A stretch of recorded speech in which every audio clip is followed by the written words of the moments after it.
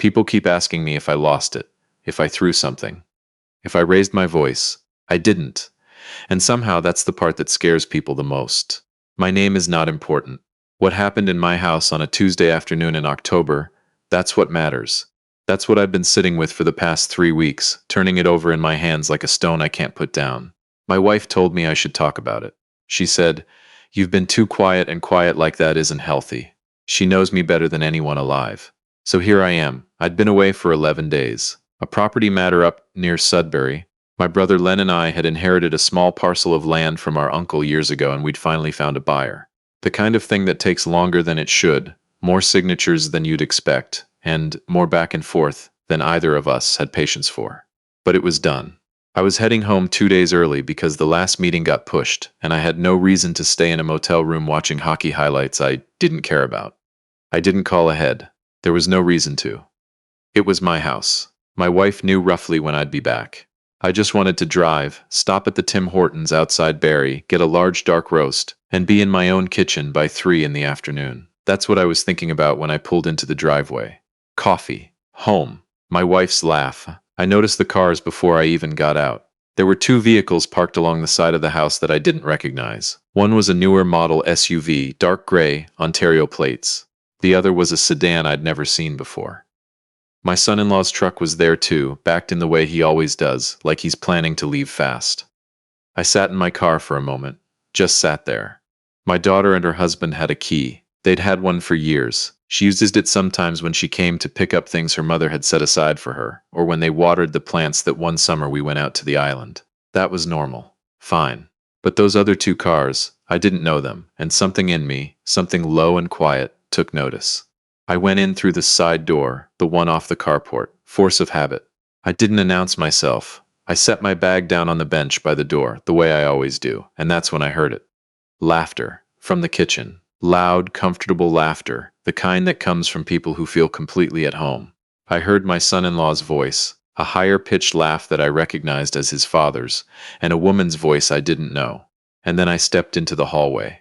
My wife was on the floor of the living room. She was sitting with her back against the couch, one hand pressed to the side of her head, and there was blood, not a lot, but enough, on her fingers and on the sleeve of her cardigan. Her eyes were open. She saw me the same moment I saw her. And the look on her face. I will not forget that look for as long as I live. It wasn't just pain. It was relief. The kind of relief that tells you someone has been waiting, alone, for longer than they should have had to wait. I crossed the room and was on my knees in front of her before I'd made a conscious decision to move. "I'm okay," she said immediately, which is exactly what she would say, which is exactly why I didn't believe her. What happened? It wasn't really a question. My voice came out low and even, and I remember being surprised by that. She told me she'd had a dizzy spell. Her blood pressure, which she's managed for years, had spiked. She'd stood up too fast, lost her balance, and caught the edge of the side table on her way down. The cut was on her temple. It had bled the way head wounds do. More than it looked. She'd been trying to get up when the room had started spinning again, so she'd stayed put. "How long?" I asked. She looked at me. "A little while." "How long, sweetheart?" "Maybe 40 minutes. 40 minutes. The laughter from the kitchen had not stopped. I took my phone out of my pocket and I called 911. I told them my wife had a head laceration and had been experiencing dizziness from a blood pressure episode. I gave them our address. The dispatcher told me paramedics were on their way and talked me through keeping her still and calm. I stayed on the floor beside her. I held her hand. I did not raise my voice. I did not go to the kitchen. Not yet. In 8 minutes, I heard the sirens. My daughter appeared in the hallway first. She must have heard me on the phone. She stopped when she saw her mother on the floor and put her hand over her mouth. Then she looked at me. I looked back at her. I didn't say anything. Behind her, in the kitchen doorway, I could see my son-in-law. And behind him, 2 people I'd never been introduced to. A man around my age, heavy-set, in a good coat, and a woman beside him, his parents. I'd heard about them. I'd never met them. They'd never made much effort, and neither, honestly, had I. The paramedics came through. Professional, efficient. They got my wife stable, assessed the cut. It would need a couple of steri strips, no stitches, and helped her to a proper seated position while they checked her pressure. It was high, but coming down. They recommended she and follow up with her doctor, which she agreed to do. One of the paramedics was a young woman who spoke to my wife in a way that was so calm and kind that I had to look away for a second. The paramedics passed through the hallway twice. Both times, they passed within 10 feet of where my son-in-law and his parents were standing. No one moved. No one offered to help. No one said a word to me. Once my wife was settled on the couch with a cold pack and a glass of water, I stood up. I walked into the hallway. My son-in-law was still in the kitchen doorway. His parents had sat back down at the kitchen table, my kitchen table. And there were papers spread across it, documents of some kind. I looked at my son-in-law. His name is Bryce.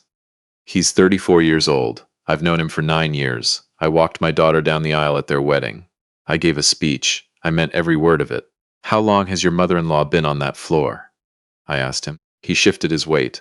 We didn't want to interrupt her if she needed to rest. Bryce. I said his name quietly. How long? He didn't answer, which was an answer. I turned to his father. I don't believe we've met. The man stood up. He was the type who always stands up, who always fills a room, who expects things to go a certain way because they usually have. He put out his hand. Ted Calloway, this is my wife, Marlene.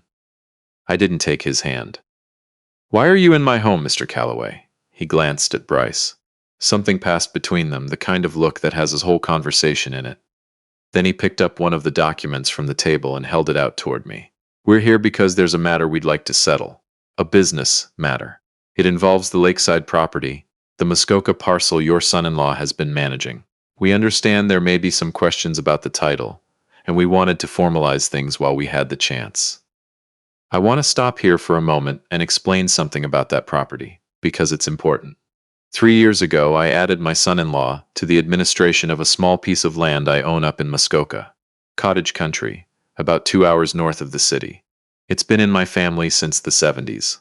I added his name to some of the correspondence because he was helping me coordinate with a contractor, and it was easier than funneling everything through me. He did not own it. He had never owned it. His name was on no deed, no title, no legal document of any significance. He was a contact person, a convenience. Somewhere along the way, and I would very much like to know exactly when and how. The Calloways had gotten the impression that this property was going to come to Bryce. Perhaps Bryce had let them believe that. Perhaps he'd said something he shouldn't have. I don't know. What I know is that they had driven to my home with documents prepared by someone while I was supposed to be in Sudbury, and while my wife was bleeding on the living room floor, to try to get something signed. There's no title question, I said. The property is mine. It will remain mine. There's nothing to formalize. Ted Calloway didn't blink. Bryce mentioned that you'd discussed. Mr. Calloway. I said it the way I say things when I want them to land. Not loud, just clear. My wife is in the next room recovering from a fall. She was on that floor for 40 minutes while your son sat in my kitchen. I've just spoken to paramedics in my own hallway, and you're standing at my table with documents you'd like me to sign. I'm going to ask you to collect your papers and leave my home now. Marlene started to say something. I looked at her, and she stopped. Ted looked at Bryce one more time. Bryce didn't move. He was looking at the floor. The Calloways gathered their papers. It took about 3 minutes. They didn't say anything else. They went out through the front door, not the side door, the front, and I heard the gray SUV start up and pull away. And then it was just the three of us. Me, my son-in-law, and the particular silence that fills a room when something has shifted and everyone knows it. My daughter came and stood in the doorway between the kitchen and the hallway. She had been crying. I could see that. I didn't want to look at her too long because I knew if I did I would lose the steadiness I was holding on to, and I needed to hold on to it a little longer. I looked at Bryce. Sit down, I said. He sat. I remained standing, not to tower over him. I just needed to stand. Tell me, I said, what you thought was going to happen today. He was quiet for a long time. Then he said, my father just wanted to talk. To clarify things, he thought, Bryce, your mother-in-law fell. She had blood on her face. You were in this kitchen for 40 minutes and you did not call anyone. You did not check on her. You did not come and tell me. You didn't even know I was home, so you couldn't tell me, but you had a phone in your pocket. You had the number for 911. You had the number for her doctor. You had my number. You chose not to use any of them. I paused. Help me understand that. He opened his mouth, closed it. She has high blood pressure, I said. You've known that for 6 years. It's not a secret. It's the reason she carries that little monitor in her purse. It's the reason we keep salt out of certain things at dinner. You know this. She said she was okay, he finally said. She told us she just needed to sit for a minute, and 40 minutes later, when she was still on that floor, you didn't think to check again. He didn't answer. I sat down across from him then, because what I wanted to say next required a different kind of presence. I've been good to you, I said. I think you know that. I'm not saying it to make you feel guilty. I'm saying it because it's the truth and it's relevant. I leaned forward slightly. The renovation loan, $40,000 3 years ago, at no interest, because your rates were going to be brutal, and I didn't want you starting your marriage in a hole. I've never once mentioned repayment because I told your wife, told my daughter, that it was a gift. The RRSP contribution matching I did the first 2 years because you were still building. The times I've connected you with people in my network for contracts, for referrals, for introductions that turned into real business.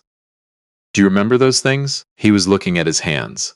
I did those things because you married my daughter, because I wanted you to do well, because in my mind, your success was her stability, and her stability was something I cared about more than almost anything.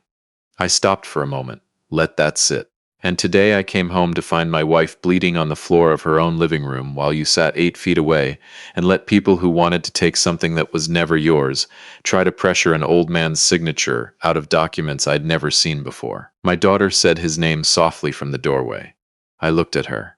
I'm not finished. She nodded. She sat down on the bottom step of the stairs and pulled her knees up the way she used to when she was 10 years old. That image hit me somewhere deep and I pushed it aside. I turned back to Bryce. I'm not going to shout, I said. I'm not going to make threats. But I want you to understand something clearly, so there's no confusion later. I'm going to call my lawyer this afternoon. The property in Muskoka, I'm putting it into a family trust. My daughter will be a beneficiary under certain conditions that she and I will work out.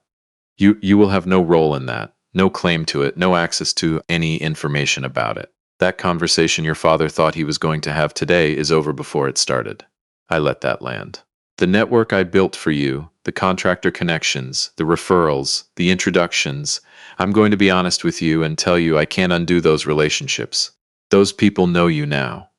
But I won't be adding to them. I won't be making calls on your behalf. I won't be putting my name behind your work anymore. Not because I want to ruin you, but because I don't trust your judgment right now and my name means something to me. Bryce looked up for the first time. There was something in his face that I recognized. It was the look of a man who is realizing too late that something has changed permanently. Not dramatically, not loudly. Just permanently. And the loan, I said. I told your wife it was a gift. I meant that when I said it. But given what I came home to today, I'm going to let you sit with the moral weight of that for a while. I won't come after you for it legally. But I'd like you to think about what it means to receive something like that from someone and then let that person's wife lie on the floor. I stood up. I'd like you to go home now, I said, not because I'm throwing you out, but because I need to be with my wife, and I think you need to go home and think. My daughter stood up from the stairs. She looked at me, and her eyes were full, and she said, Dad, I didn't know they were coming. I swear I didn't know what they had planned. I looked at her for a long moment. My daughter, 31 years old. She has her mother's cheekbones and my stubbornness, and I have loved her with everything I had since the moment she existed. I believe you, I said, and I did. But I also need you to understand, I continued quietly, that your husband sat in this kitchen while your mother was hurt, and that I saw that, and I need some time with that. She nodded. A tear went down her face and she didn't wipe it. I hugged her. She held on longer than usual. I let her. Then I walked them to the door, not coldly, just that was where the conversation ended. I watched them back out of the driveway. I stood there until the car turned at the end of the street and disappeared. Then I went back inside. My wife was still on the couch. She'd pulled the blanket from the arm of the chair over her lap. The cold pack was in her hand. The television was off and the room was very quiet with that late October light coming through the front window, the kind that's already golden at 3 in the afternoon because the days are getting short. I sat down beside her. She looked at me. How did it go? It went, I said. She made a small sound that might have been a laugh. She leaned her head, carefully, because of the cut, against my shoulder. I put my arm around her. We sat like that for a long time. I watched the light change on the wall. I listened to the house settle around us the way old houses do. I'm not a man who cries easily. I was raised in a house where that wasn't really done, which I know now was a loss. But sitting there, with my wife's weight against my side and the late afternoon quiet all around us, I felt something move through me that I didn't have a clean word for. Not grief exactly. Not relief exactly. Something in between. The feeling of having done what needed to be done, and of still having something precious to come home to. She fell asleep before 4 o'clock. Her breathing was steady. Her color was better. I called my lawyer at 4:15 and left a message about the trust. I texted my son, who lives out in Victoria, just to check in. He didn't know anything about the day, and I didn't explain. I just wanted to hear back from him, and he responded with a voice note that lasted 4 minutes about something funny that had happened at his daughter's skating lesson, and I listened to it twice. Then I sat back down in the living room, and I watched my wife sleep. People ask me if I have any regrets about how I handled it, if I was too hard, if I should have given more benefit of the doubt. I think about that. Here's what I know. I did not raise my voice. I did not say anything I didn't mean. I did not do anything out of anger that I would take back in the morning. Whatever I did that day, I did with a clear head and a steady hand, and I would do it the same way again. I think about my wife, too, how she looked when I walked in. That relief on her face. The particular quality of being alone when you are hurt, and the particular cruelty of being alone when you are hurt, and the people who should have checked on you simply did not. There are things you can explain away. There are things you can chalk up to a bad day, to poor judgment, to a lapse in someone's character that doesn't define them. I am 63 years old. I've made my own errors. I'm not a hard man. I'm not unforgiving by nature. But I am a man who loves his wife. And some things, once I've seen them, I cannot unsee. My daughter called the next day. We talked for almost an hour. She asked how her mother was. She asked how I was. She was careful with me in a way she doesn't usually have to be, and I missed the version of our relationship where she didn't have to be careful. But we'll get there. We always do. My wife is doing well. Her pressure is under control. She has a follow-up with her doctor next week. She went back to her book club on Thursday and came home talking about the novel they'd read. And she had opinions, strong ones, and she waved her hand in the air while she talked the way she does, and I sat at the kitchen table and drank my coffee and watched her, and I thought, there it is. That's the whole thing right there. That's what it was all for. If you're a parent watching this, you know what it is to build something with your hands, your time, your money, your name, your trust, and to offer it to your children not because you expect anything back, but because you love them, and love means wanting them to do well. That's not a transaction. It's a gift. But a gift has a giver, and the giver is allowed to notice what happens to it. My wife is home. She is safe. She is talking about her book club with her hand in the air, and outside the kitchen window the maples are turning and it's getting dark by 6 o'clock. And honestly, that is everything. That is more than enough.